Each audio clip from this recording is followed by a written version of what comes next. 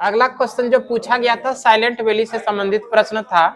Silent valley नहीं डाल के इसके जगह पे जो डाला गया था मुख घाटी। मुख घाटी किस राज्य में है? और मुख घाटी को ही हम लोग साइलेंट वैली के नाम से जानते हैं। मुख घाटी को किस नाम से जानते हैं? साइलेंट वैली के नाम से जानते हैं। मुख घाटी यानी साइलेंट वैली कहां पर है तो ध्यान रखिएगा मेरे भाई, केरल के अंदर है। कहां पर है? केरल के अंदर मुख घाटी यानी साइलेंट वैली है। और फूलों की घाटी की बात करें, फूलों की घाटी ये कहां पर है? चामोली है। चामोली जिला, चामोली जिला, ये चामोली जिला किस राज्य के अंदर है तो ध्यान रखिएगा, उत्तराखंड के अंदर। यूके का मतलब समझ जाइए उत्तराखंड, है ना। फूलों की घाटी किस राज्य के अंदर है? उत्तराखंड के अंदर है।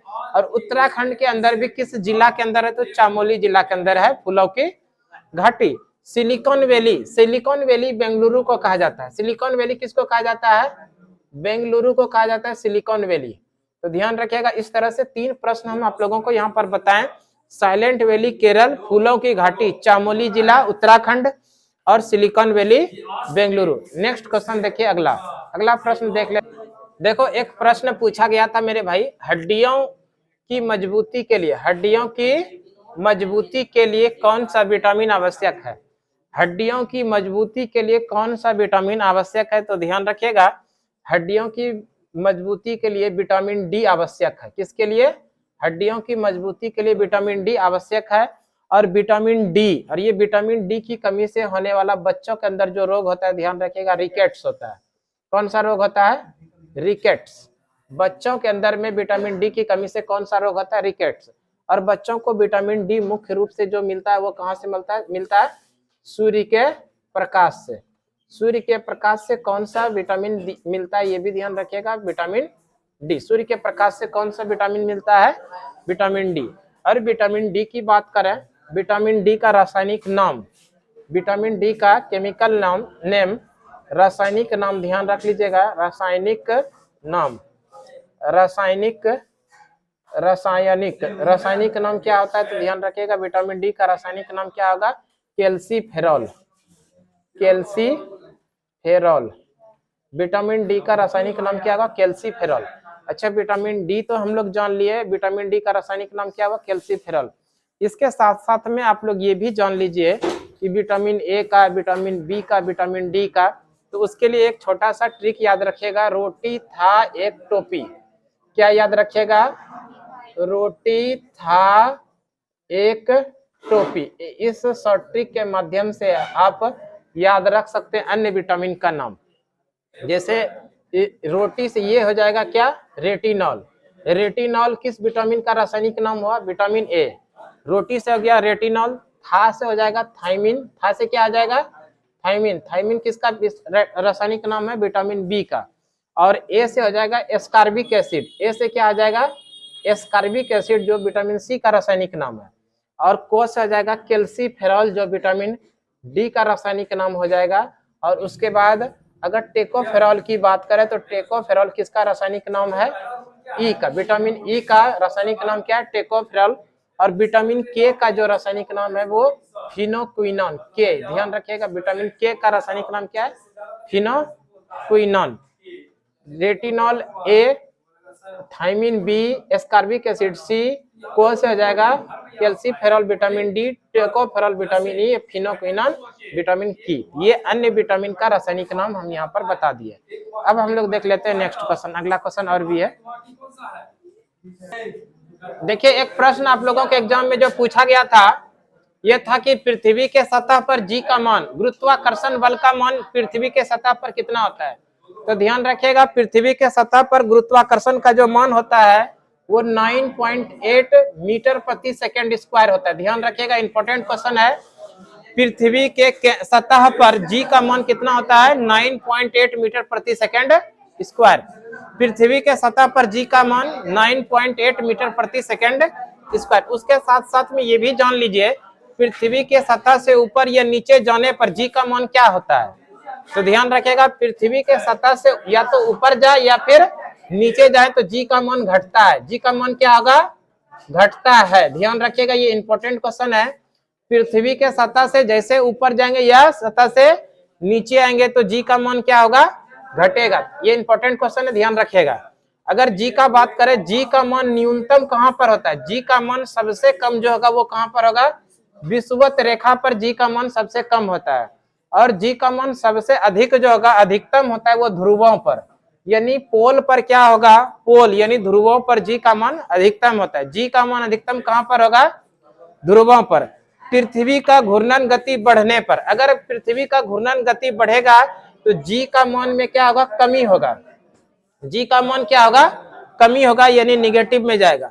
पृथ्वी का घूर्णन गति बढ़ने पर जी का मान में घटती है। जी का मान क्या होता है? घट जाता है। वहीं पर पृथ्वी का घूर्णन गति पृथ्वी का घूर्णन गति अगर बढ़ने पर, ध्यान रखिएगा मिस्टेक हो गया, पृथ्वी का घूर्णन गति अगर बढ़ेगा तो जी का मान घटेगा, है ना। पृथ्वी का घूर्णन गति अगर बढ़ेगा तो जी का मान क्या होगा? घटेगा। वहीं पर पृथ्वी का घूर्णन गति अगर कम होगा तब जी का मान बढ़ जाएगा। दोनों एक दूसरे का क्या है? अपोजिट है। पृथ्वी का घूर्णन गति घटने पर, घूर्णन गति घटने पर जी का मान बढ़ेगा। वहीं पर पृथ्वी का घूर्णन गति अगर बढ़ेगा तो जी का मान कम होगा। एक दूसरे का क्या होता है? अपोजिट। जैसे पृथ्वी का घूर्णन गति बढ़ा तो जी का मान क्या हो जाएगा? कम हो जाएगा। और जैसे पृथ्वी का घूर्णन गति बढ़ गया तो जी का मान कम हो गया, घूर्णन गति बढ़ गया तो जी का मान कम। और अगर पृथ्वी का घूर्णन गति कम हुआ तो जी का मान क्या हो जाएगा? अधिक हो जाएगा। एक दूसरे का क्या होता है? वो अपोजिट होता है। एक बार फिर से देख लीजिए, पृथ्वी का घूर्णन गति बढ़ने पर जी का मान क्या होगा? कम होगा। वहीं पर पृथ्वी का घूर्णन गति अगर कम होगा तो जी का मान क्या हो जाएगा?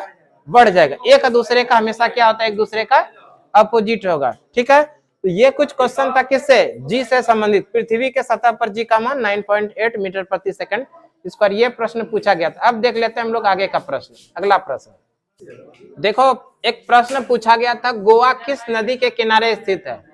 गोवा की राजधानी पणजी है ना, गोवा की राजधानी पणजी। और ये गोवा किस नदी के किनारे स्थित है? तो ध्यान रखिएगा, मांडवी नदी के किनारे पे।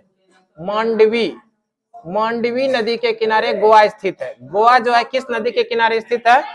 मांडवी नदी के किनारे स्थित है गोवा। और गोवा की अगर हम लोग बात कर लें, गोवा पर लगभग 400 वर्षों तक शासन किया किसने? पुर्तगालियों ने। कितने वर्षों तक? 400 वर्षों तक शासन किया। 400 वर्षों तक शासन किया किसने? पुर्तगालियों ने। गोवा पर 400 वर्षों तक शासन किया था पुर्तगालियों ने। आपसे प्रश्न पूछा जाएगा, बताइए भारत में सबसे पहले आने वाले और सबसे बाद में जाने वाले कौन है? वो है पुर्तगाली। आप क्वेश्चन का आंसर ध्यान रखिएगा। गोवा पर पुर्तगालियों ने कब अधिकार किया? तो 1510 ईस्वी में गोवा पर अधिकार किया था पुर्तगालियों ने। गोवा पर पुर्तगालियों ने कब अधिकार किया? 1510 ईस्वी में गोवा पर अधिकार किया पुर्तगालियों ने। और गोवा छोड़कर कब गया? 1961 ईस्वी में गोवा छोड़कर गया पुर्तगाली। गोवा छोड़कर कब गया? 1961 में गोवा छोड़कर। हमारा देश तो स्वतंत्र हो गया था 1947 में। देश कब स्वतंत्र हुआ? 1947 में ही। अंग्रेज हमारे देश को छोड़ के 1947 में ही चले गया। लेकिन ये गोवा पर अधिकार किसका था? पुर्तगालियों को। पुर्तगाली गोवा छोड़कर कब गया? 1961 ईस्वी में। एक क्वेश्चन और ध्यान रखिएगा, गोवा को पूर्ण राज्य का दर्जा कब दिया गया? तो 1987 ईस्वी में। गोवा को पूर्ण राज्य का दर्जा कब दिया गया? 1987 ईस्वी में गोवा को पूर्ण राज्य का दर्जा दिया गया। और इसी गोवा का अगर बात करें तो गोवा का जो प्रमुख भाषा है वो कोंकणी है। कौन सी भाषा है? कोंकणी। कोंकणी किस राज्य की भाषा है? तो ध्यान रखिएगा, गोवा का। कोंकणी किस राज्य का भाषा है? गोवा। तो गोवा प्रश्न जो आपसे पूछा गया था, गोवा किस नदी के किनारे स्थित है? गोवा मांडवी नदी के किनारे स्थित है। इसी गोवा पर पुर्तगालियों ने 400 वर्षों तक शासन किया था। कितने वर्षों तक? 400 वर्षों तक। भारत में सबसे पहले आने वाला और सबसे बाद में जाने वाला कौन है? पुर्तगाली। गोवा पर पुर्तगालियों ने कब अधिकार किया था? 1510 ईस्वी में गोवा पर पुर्तगालियों ने अधिकार किया। और पुर्तगाली गोवा छोड़कर गया कब? 1961 ईस्वी में। गोवा को पूर्ण राज्य का दर्जा कब दिया गया? 1987 ईस्वी में गोवा को पूर्ण राज्य का दर्जा दिया गया। गोवा का भाषा, प्रमुख भाषा जो है वो कौन सी है? कोंकणी भाषा है। अब हम लोग नेक्स्ट क्वेश्चन देख लेते हैं। अगला और भी प्रश्न है। अभी हम लोग जान लेते हैं कुछ प्रमुख देशों की राजधानी, कुछ प्रमुख देशों का राजधानी। जैसे हम लोग बात करें कंबोडिया, कंबोडिया की राजधानी हनोई है। कहाँ है? हनोई। कंबोडिया की राजधानी हनोई। जापान की राजधानी की बात करें टोक्यो, जापान की राजधानी कहाँ है? टोक्यो। कनाडा की राजधानी ओटावा, कनाडा की राजधानी कहाँ है? ओटावा। फ्रांस की राजधानी पेरिस, फ्रांस की राजधानी कहां पर है? पेरिस। रूस की राजधानी है मॉस्को, रूस की राजधानी मॉस्को। अमेरिका की राजधानी वाशिंगटन डीसी, वाशिंगटन डीसी। ध्यान रखिएगा अमेरिका की राजधानी कहां पर है? Washington DC. थाईलैंड की राजधानी है बैंकॉक, थाईलैंड की राजधानी कहां पर है? बैंकॉक। दक्षिण अफ्रीका की राजधानी है डबलिन, दक्षिण अफ्रीका की राजधानी डबलिन। पाकिस्तान की राजधानी है इस्लामाबाद, पाकिस्तान की राजधानी इस्लामाबाद। चीन की राजधानी है बीजिंग, चीन की राजधानी कहां पर है? बीजिंग। तो इस तरह से हम आप लोगों को कुछ इंपॉर्टेंट देश और उसके राजधानी का नाम बता दिए। जैसे कंबोडिया की राजधानी कहां पर है मेरे भाई? हनोई। जापान की राजधानी टोक्यो, कनाडा की राजधानी ओटावा, फ्रांस की राजधानी पेरिस, रूस की राजधानी मॉस्को, अमेरिका की राजधानी वाशिंगटन डीसी, थाईलैंड की राजधानी बैंकॉक, दक्षिण अफ्रीका की राजधानी डबलिन, पाकिस्तान की राजधानी इस्लामाबाद और चीन की राजधानी बीजिंग। एक याद रख लीजिएगा आप लोग, नेपाल की राजधानी, नेपाल का राजधानी काठमांडू है, नेपाल की राजधानी कहां पर है? काठमांडू। बांग्लादेश की राजधानी याद रख लीजिएगा, बांग्लादेश की राजधानी ढाका है, बांग्लादेश की राजधानी ढाका। ठीक है, अगला प्रश्न देखते हैं। देखो एक प्रश्न आया हुआ था रॉलेट एक्ट से संबंधित, रॉलेट एक्ट से संबंधित एक प्रश्न था। तो प्रश्न जो था वो बता रहे हैं कि रॉलेट एक्ट को और किस नाम से जाना जाता है। यही प्रश्न था कि रॉलेट एक्ट को किस नाम से जाना जाता है। रॉलेट एक्ट का दूसरा नाम जो है काला कानून है। दूसरा नाम क्या है मेरे भाई? काला कानून, काला कानून। इसी का एक और नाम है नो अपील नो दलील नो वकील का कानून। इसको इसलिए कहते हैं काला कानून, इसको इसलिए कहते हैं नो अपील नो दलील नो वकील का कानून, क्योंकि इस अधिनियम के द्वारा बिना कोई अपराध किए, बिना कोई जुर्म किए किसी भी व्यक्ति को पकड़ के जेल के अंदर बंद कर दिया जाता था। और ये रॉलेट एक्ट भारत में कब आया? 1919 ईस्वी में आया।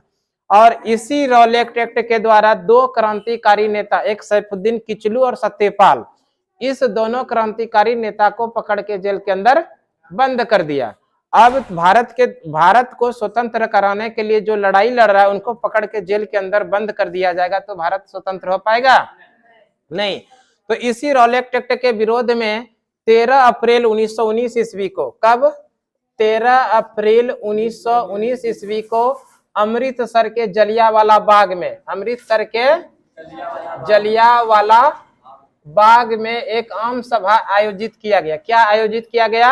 आम सभा। 13 अप्रैल 1919 को रॉलेट एक्ट के विरोध में ही जलियांवाला बाग आम सभा आयोजित किया गया। और इसी जलियांवाला बाग में जब आम सभा चल रहा था 13 अप्रैल 1919 को, तो अंग्रेजों ने आकर गोली चला दिया। जो गोली चलाया उस अधिकारी का नाम था जनरल डायर, जो गोली चलाया उसका क्या नाम था?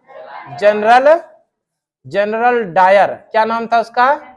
General Dyer. और जिसने अधिकार दिया, जिसने की आदेश दिया कि गोली चला दिया जाए, उसका नाम था जनरल ओ डायर। क्या नाम था उसका?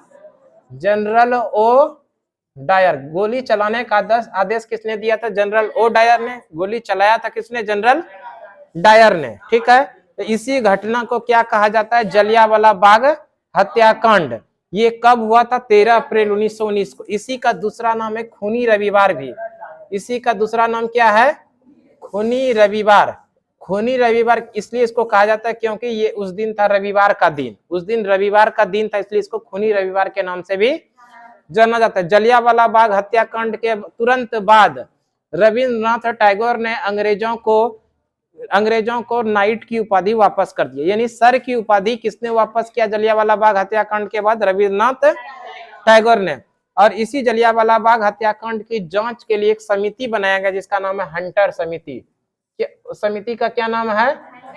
हंटर समिति। उस समिति का क्या नाम है? हंटर समिति। इस जलियांवाला बाग हत्याकांड के बाद महात्मा गांधी ने भारत में पहला अपना सत्याग्रह किया, सत्याग्रह जिसका की नाम है जन आंदोलन। क्या नाम है? जन आंदोलन यानी असहयोग आंदोलन शुरू किया। कब? 1920 ईस्वी में। जलियांवाला बाग हत्याकांड के बाद महात्मा गांधी ने भारत में असहयोग आंदोलन शुरू किया। कब? 1920 में। और इसी असहयोग आंदोलन के दरमियान महात्मा गांधी ने अंग्रेजों को केसर ए हिंद की उपाधि वापस कर दिया। ठीक है, ये कुछ क्वेश्चन था किससे? रॉलेट एक्ट से संबंधित, जलियांवाला बाग से संबंधित, असहयोग आंदोलन से संबंधित। नेक्स्ट क्वेश्चन देख लेते हैं हम लोग। अगला क्वेश्चन। आज की सभा तब हम लोग यहीं तक रहने देते हैं, अगले सभा में फिर से अगले दिन मिलते हैं। तब तक के लिए धन्यवाद। एक अच्छा सा कमेंट आप लोग जरूर कीजिएगा, आपके कमेंट का हमको इंतजार रहेगा। धन्यवाद।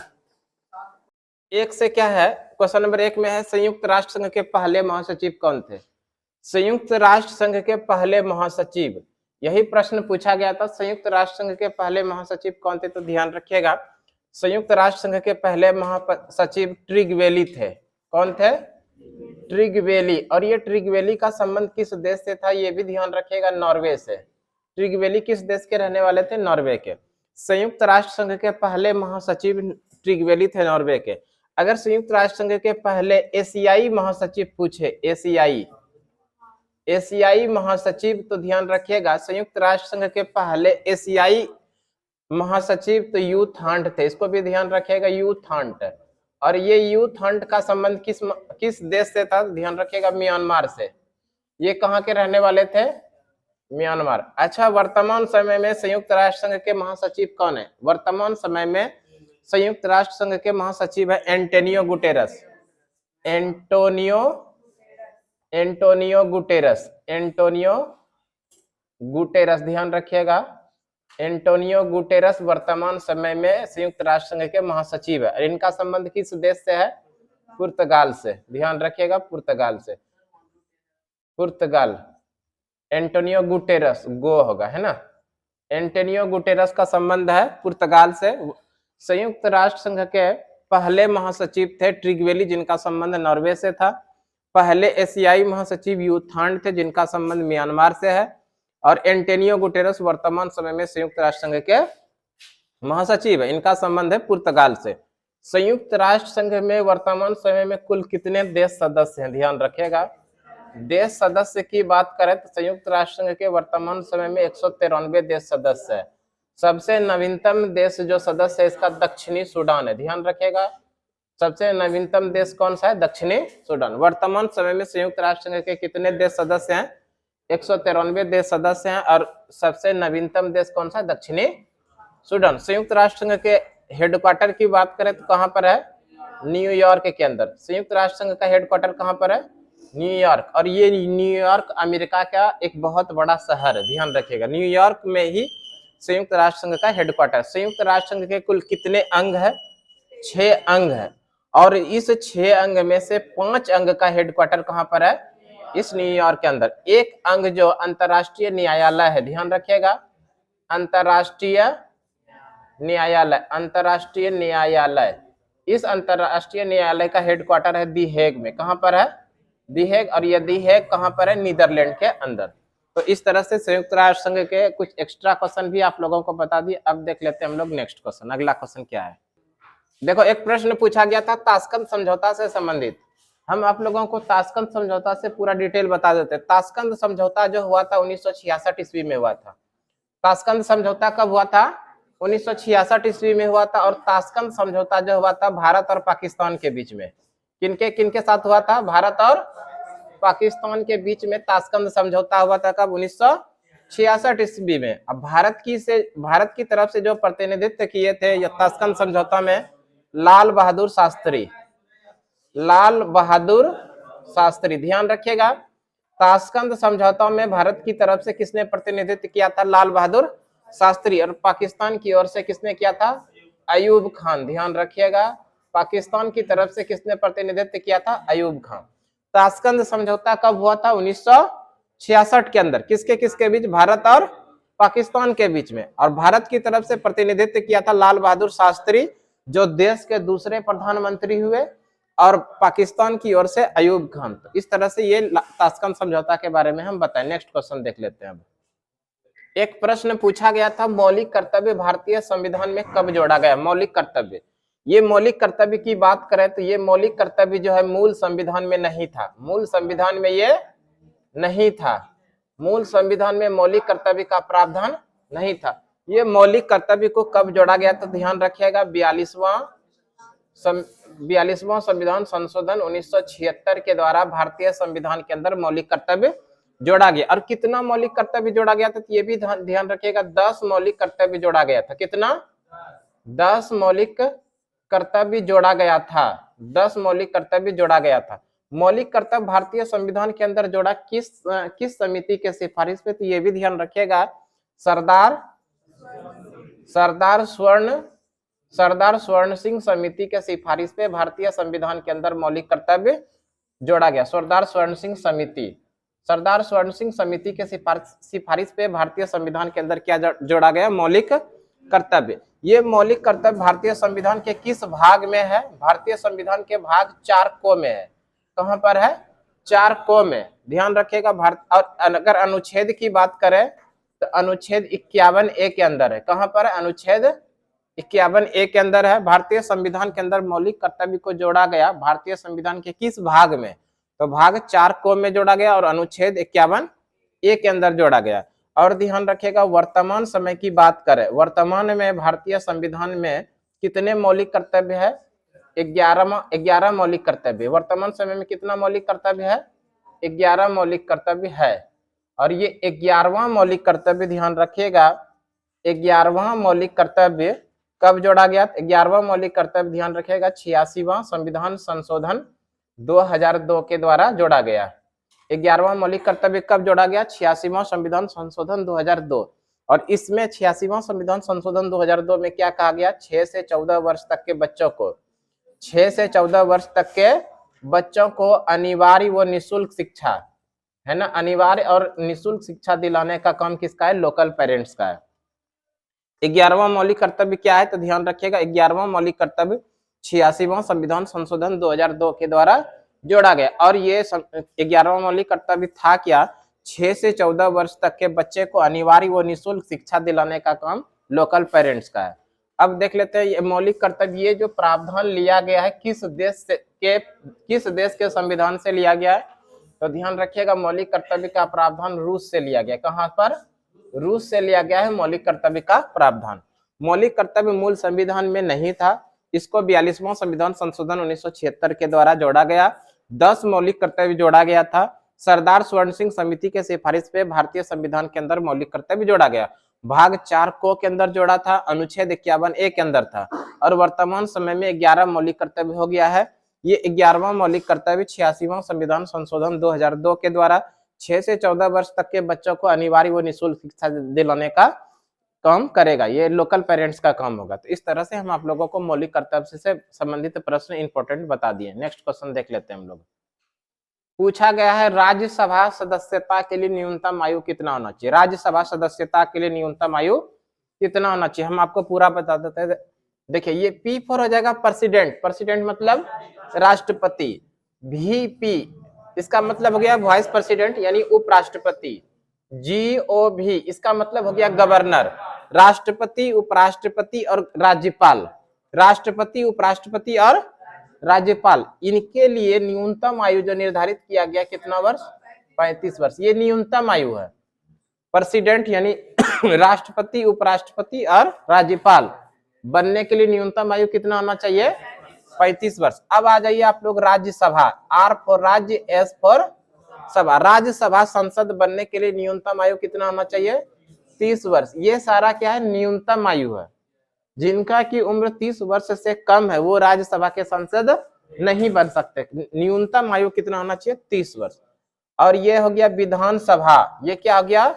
विधानसभा। और ये हो गया लोकसभा। ध्यान रखिएगा ये हो गया विधानसभा और ये हो गया लोकसभा। विधानसभा और लोकसभा की सदस्यता के लिए न्यूनतम आयु कितना होना चाहिए?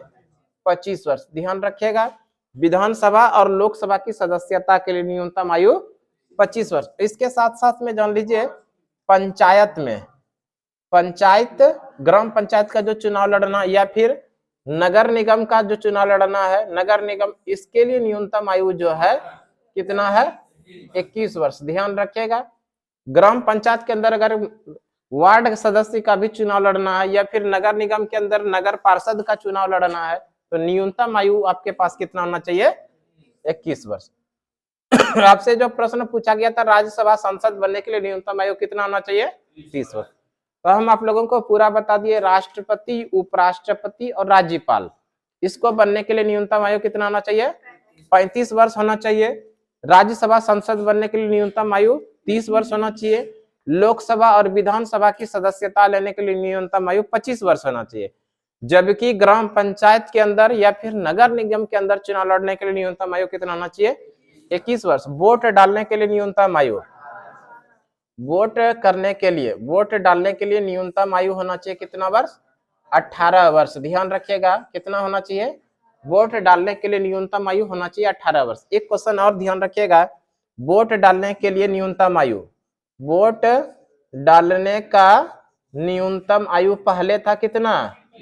21 वर्ष। ध्यान रखिएगा, पहले था 21 वर्ष और 21 वर्ष से कम करके 18 वर्ष कब किया गया? तो इसको ध्यान रखिए, 61वां संविधान संशोधन 1989, ये लिखे हैं पूरा 61वां संविधान संशोधन 1989 के द्वारा वोट डालने की न्यूनतम आयु 21 वर्ष से कम करके कितना किया गया? 18 वर्ष। ध्यान रखिएगा, वोट डालने के लिए न्यूनतम आयु 21 वर्ष से कम करके 18 वर्ष कब किया गया? तो ध्यान रखिएगा 61वां संविधान संशोधन 1989। इस तरह से अभी वर्तमान समय में भारत में वोट डालने के लिए न्यूनतम आयु कितना होना चाहिए? 18 वर्ष होना चाहिए। ठीक है, अब देख लेते हैं हम लोग नेक्स्ट क्वेश्चन अगला। और भी देखो, एक प्रश्न आया था भारतीय संविधान के अनुसूची नंबर 7 से संबंधित। भारतीय संविधान के अनुसूची नंबर 7 की बात करें, सबसे पहले हम लोग जान लेते हैं भारतीय संविधान में कितने अनुसूची है, इसको जान लेते हैं। भारतीय संविधान में अनुसूची की बात करें, वर्तमान समय में अनुसूची कितना है? अनुसूची कितना है टोटल? अभी वर्तमान समय में 12 अनुसूची है, जबकि मूल संविधान में कितना अनुसूची था? 8। भारतीय संविधान के अनुसूची नंबर 7 अभी पढ़ेंगे। अनुसूची नंबर 7 की बात करें तो अनुसूची नंबर 7 में सूचियों का प्रावधान है। क्या चीज का प्रावधान है? सूची। ये सूची जो है, ये सूची भारतीय संविधान के किस अनुसूची के अंदर है? तो अनुसूची नंबर 7 के अंदर है। किसका प्रावधान? सूची का। और ये सूची कितने प्रकार के हैं? 3 प्रकार के। ध्यान रखिएगा, ये सूची कितने प्रकार के हैं? 3 प्रकार के। एक तो राज्य, पहले संघ सूची पढ़ लीजिए। पहला है संघ सूची, ध्यान रखिएगा, पहला क्या है? संघ सूची। उसके बाद है समवर्ती सूची। उसके बाद क्या है? समवर्ती सूची। उसके बाद क्या है? राज्य सूची। कोई बात नहीं, आगे पीछे देख लीजिएगा, राज्य सूची। तो इस तरह से भारतीय संविधान के अंदर कितने प्रकार के सूची है? 3 प्रकार के सूची है, संघ सूची, समवर्ती सूची और राज्य सूची। अब ये समझिए, संघ सूची जो है, ये संघ सूची में कानून बनाने का अधिकार केवल और केवल संघ सरकार को, यानी केंद्र सरकार को। इस संघ सूची में कानून बनाने का अधिकार केवल और केवल किसको है? केंद्र सरकार को। समवर्ती सूची में कानून बनाने का अधिकार केंद्र और राज्य दोनों को है। किसको किसको है? केंद्र और राज्य दोनों मिलकर समवर्ती सूची पर कानून बनाएगा। लेकिन अगर मान लीजिए दोनों के बीच में विवाद हो जाता है, तब केंद्र का जो कानून है वो वैध माना जाता है। अगर दोनों, केंद्र और राज्य दोनों के बीच में विवाद हो जाए, तब उस स्थिति में समवर्ती सूची में क्या? केंद्र सरकार का जो है कानून वैध माना जाता है। क्लियर है? आगे है राज्य सूची। राज्य सूची में कानून बनाने का अधिकार केवल और केवल किसको है? राज्य सरकार को है। केंद्र उस पर हस्तक्षेप नहीं कर सकता है। तो इस तरह से भारतीय संविधान के अंदर अनुसूची नंबर 7 के अंदर सूचियों का प्रावधान, और ये सूची कितने प्रकार के हैं? 3 प्रकार के, संघ सूची, समवर्ती सूची और राज्य सूची। अब हम लोग देख लेते हैं नेक्स्ट क्वेश्चन, अगला और भी प्रश्न है उसको देख लेते हैं। क्या था? कारगिल युद्ध से संबंधित। ये जान लीजिए, कारगिल युद्ध जो हुआ था भारत और पाकिस्तान के बीच में, भारत और पाकिस्तान के बीच में, यानी बाप बेटे के बीच में हुआ था कारगिल युद्ध। बाप हुआ इंडिया और बेटा हुआ पाकिस्तान। इस बाप बेटे के बीच में कारगिल युद्ध कब हुआ था? 1999 ईस्वी में। 1999 ईस्वी में कारगिल युद्ध हुआ था बाप और बेटे के बीच में, है ना? कब हुआ था? 1999 में। और इस कारगिल युद्ध में बाप ने इस युद्ध को कब जीता था? ध्यान रखिएगा, 26 जुलाई को। 26 जुलाई को कारगिल पर विजय हासिल किया था, इसलिए 26 जुलाई को मनाया जाता है कारगिल विजय दिवस। ध्यान रखिएगा, कारगिल विजय दिवस कब मनाया जाता है? कारगिल विजय दिवस, कारगिल विजय दिवस भारत में मनाया जाता है 26 जुलाई को। कारगिल युद्ध कब हुआ था? 1999 में भारत और पाकिस्तान के बीच में हुआ था। और कारगिल युद्ध को भारत ने कब जीता था? 26 जुलाई को। इसलिए 26 जुलाई को भारत के अंदर कारगिल विजय दिवस मनाया जाता है। नेक्स्ट क्वेश्चन देख लीजिए, और भी प्रश्नों का उसको देख लीजिए। अभी हम लोग देख लेते हैं फीफा वर्ल्ड कप 2022 में जो संपन्न हुआ है उससे महत्वपूर्ण प्रश्न जो बनेगा उसको भी देख लेते हैं। फीफा वर्ल्ड कप 2022, उसके पहले हम लोग जान लेते हैं ये फीफा, इस फीफा के बारे में पूरा डिटेल से जानते हैं। अगर फीफा की बात करें तो FIFA federation international D football association, FIFA का फुल फॉर्म क्या होगा? Federation international D football association. और इस फीफा का स्थापना 1904 ईस्वी में हुआ है। फीफा का जो ऑर्गेनाइजेशन बनी कब बनी? 1904 में बना है। और ये उस समय स्थापना जो हुआ था फ्रांस की राजधानी पेरिस में। स्थापना कहाँ पर हुआ था? फ्रांस की राजधानी पेरिस के अंदर इसकी स्थापना हुआ था फीफा का। लेकिन इसकी हेडक्वार्टर की बात करें, इसका हेडक्वार्टर कहाँ पर है? ज्यूरिख में है। और ये जो ज्यूरिख है, ये ज्यूरिख स्विट्जरलैंड के अंदर, इसको भी ध्यान रखिएगा, स्विट्जरलैंड, ये स्विट्जरलैंड के अंदर ज्यूरिख है और यहीं पर इसका हेडक्वार्टर है। फीफा का हेडक्वार्टर वर्तमान में कहां पर है? ज्यूरिख के अंदर। और ये ज्यूरिख कहां पर है? स्विट्जरलैंड के अंदर है। कुल देश सदस्य वर्तमान समय में फीफा के कुल कितने देश सदस्य? तो ध्यान रखिएगा 211 देश इसके अभी सदस्य। अब हम लोग देख लेते हैं फीफा वर्ल्ड कप 2022 में महत्वपूर्ण प्रश्न जो बनने वाले इंपॉर्टेंट जो क्वेश्चन है कि इसको किसने जीता, इससे संबंधित महत्वपूर्ण प्रश्न जो बना है उसके बारे में पूरा डिटेल बात कर लेते हैं। FIFA world cup 2022, FIFA world cup 2022 में जो संपन्न हुआ ये 22वां संस्करण था। ये कौन सा संस्करण की बात करती है? 22वां संस्करण था और 22वां संस्करण 2022 में संपन्न हुआ। ये भी ध्यान रखिएगा, फीफा वर्ल्ड कप 2022 का ये संस्करण था, ये 22वां संस्करण था। और ये जो आयोजन हुआ था ये कतर में हुआ। ये आयोजन कहां पर हुआ? कतर में हुआ। इसमें कुल टीमों की बात करें, कुल कितने टीमों ने हिस्सा लिया? 32 टीमों ने, कुल टीम थे 32 टीमों ने हिस्सा लिया। और शुभंकर की बात करें, फीफा वर्ल्ड कप 2022 में शुभंकर क्या था? तो लाइव, ध्यान रखिएगा, लाइव शुभंकर, लाइव जो है फीफा वर्ल्ड कप का शुभंकर था। आदर्श वाक्य फीफा वर्ल्ड कप 2022 का आदर्श वाक्य क्या था? एक्सेप्ट अमेजिंग, ध्यान रखिएगा, एक्सेप्ट अमेजिंग जो है आदर्श वाक्य था फीफा वर्ल्ड कप का। विजेता की बात करें, फीफा वर्ल्ड कप 2022 को किसने जीता? तो अर्जेंटीना ने जीता। और अर्जेंटीना ने ये दूसरी बार जीता, 36 साल बाद दोबारा अर्जेंटीना ने फीफा वर्ल्ड कप 2022 का खिताब जीता। उप विजेता की बात करें, उप विजेता फ्रांस रहा, जबकि इसके पहले 2018 में फीफा वर्ल्ड कप के विजेता कौन थे? फ्रांस था, ध्यान रखिएगा। लेकिन इस बार 2022 के अंदर ये उप विजेता बना, डिफेंडिंग चैंपियन फ्रांस को हरा दिया किसने? अर्जेंटीना ने। इस तरह से ध्यान रखिएगा, उप विजेता फीफा वर्ल्ड कप 2022 के उप विजेता कौन सा टीम है? तो फ्रांस। गोल्डन बूट का पुरस्कार, गोल्डन बूट का पुरस्कार दिया गया किलियन एम्बाप्पे। किलियन एम्बाप्पे जो फ्रांस का खिलाड़ी है उसको गोल्डन बूट का पुरस्कार दिया गया। और साथ साथ में सर्वाधिक गोल करने का भी रिकॉर्ड, सर्वाधिक गोल करने का भी पुरस्कार दिया गया किलियन एम्बाप्पे को। किलियन एम्बाप्पे फ्रांस का खिलाड़ी है, फुटबॉलर है, कहाँ का? फ्रांस का। फीफा वर्ल्ड कप अभी तक में सर्वाधिक बार किसने जीता? ये भी ध्यान रखिएगा, अभी तक सर्वाधिक फीफा वर्ल्ड कप जो जीता है वो ब्राजील ने जीता है। कितनी बार जीता है? 5 बार। सबसे अधिक फुटबॉल जो फीफा वर्ल्ड कप का जो अभी तक विजेता है वो कौन सा देश है? ब्राजील है। इस ब्राजील ने 5 बार फीफा वर्ल्ड कप का कप जीता है।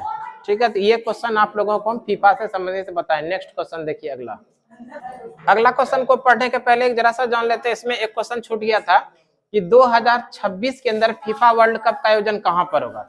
तो ध्यान रखिएगा 2026 में जो फीफा वर्ल्ड कप का जो आयोजन होगा, यूनाइटेड स्टेट, कनाडा और मेक्सिको, ये तीनों यहाँ पर संयुक्त रूप से तीनों जगह इसका आयोजन होगा। कब? 2026 में। 23वां संस्करण जो होगा फीफा वर्ल्ड कप का 23वां संस्करण होगा 2026 में। और 2026 में 23वां संस्करण कहां पर होगा? तो यूनाइटेड स्टेट होगा, कनाडा और मेक्सिको, इस तीनों जगह होगा 2026 में 23वां संस्करण फीफा वर्ल्ड कप का। अब देख लेते हैं हम लोग नेक्स्ट क्वेश्चन, अगला